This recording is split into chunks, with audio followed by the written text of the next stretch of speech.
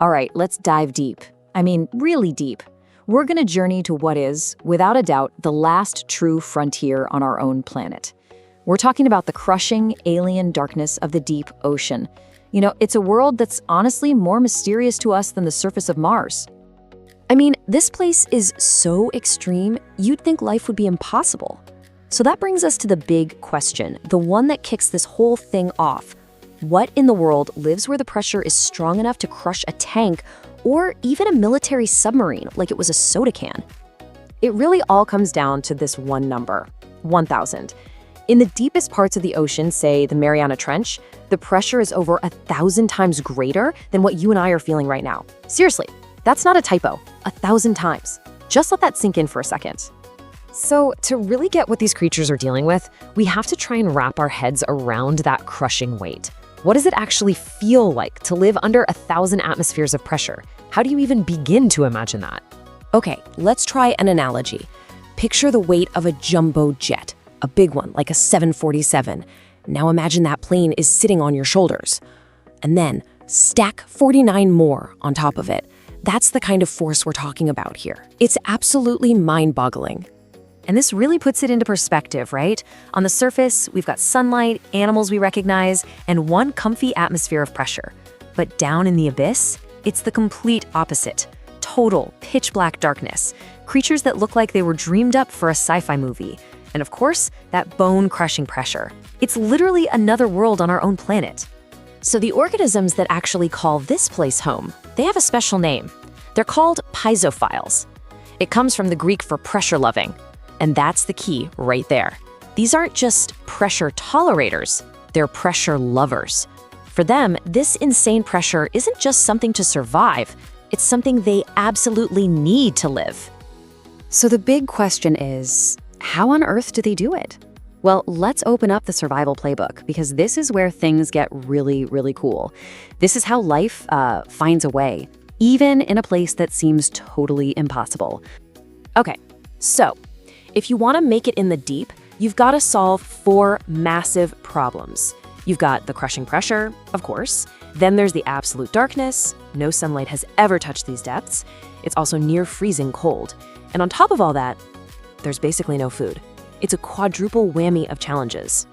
But the solutions are just genius. So problem 1, pressure. What do? You don't fight it. The trick is to be squishy. These creatures have gelatinous bodies, no air pockets, they're mostly water, which you can't really compress. So the pressure inside just equals the pressure outside. Boom, problem solved. Problem 2, darkness. Simple. You make your own light. It's called bioluminescence, and it's basically the language of the deep. They use it for everything. Problem 3, the cold. Their secret is having these super flexible cell membranes, kind of like having antifreeze built right in, so they don't turn into little ice cubes. And finally, the scarcity of food. The answer? A super slow metabolism and a gigantic mouth. That way you save energy, and when that 1 in a million meal floats by, you're ready to gulp it down no matter what it is. And that really gets to the core of it. In the deep, life doesn't fight the pressure. It just becomes one with it. Building a strong shell would be a losing game. The only way to win is not to fight your environment, but to become a part of it. Okay, so we know the rules of the game now, so let's meet some of the players. This is the really fun part. Let's introduce you to some of the bizarre and frankly beautiful residents of the deep. First up, you've got the Mariana snailfish. This little guy is the undisputed champion of deep sea living. And get this, its body is so watery and gelatinous that if you brought it to the surface, it would basically just melt. Then there's the giant isopod. It looks like a dinosaur-sized roly-poly, and it's an incredible scavenger. It can slow its body down so much it can go for years without a single meal.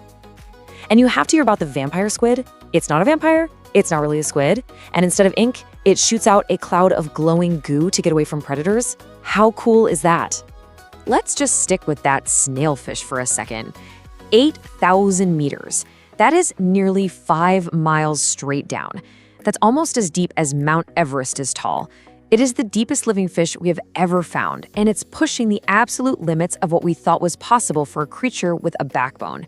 It's just a testament to how incredible adaptation can be. So, okay, these creatures are amazing, but so what? Why does this all matter? Why should we care about this remote, alien world? Well, let's zoom out and look at the bigger picture, the real lessons from the deep. This right here, this might be one of the most humbling facts out there.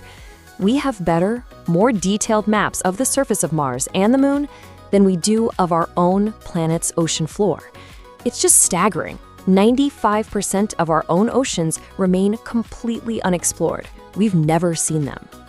And that 95%, that isn't just empty water. By volume, the deep sea is the single largest place for life on our entire planet. It's a massive engine that helps drive our climate, and it holds a treasure trove of biodiversity that we're only just starting to scratch the surface of. We really do live on a planet we barely even know. Which of course leaves us with one last huge question. If all these incredible creatures, the snailfish, the vampire squid, exist in the tiny 5% that we have managed to explore, just imagine what else is down there.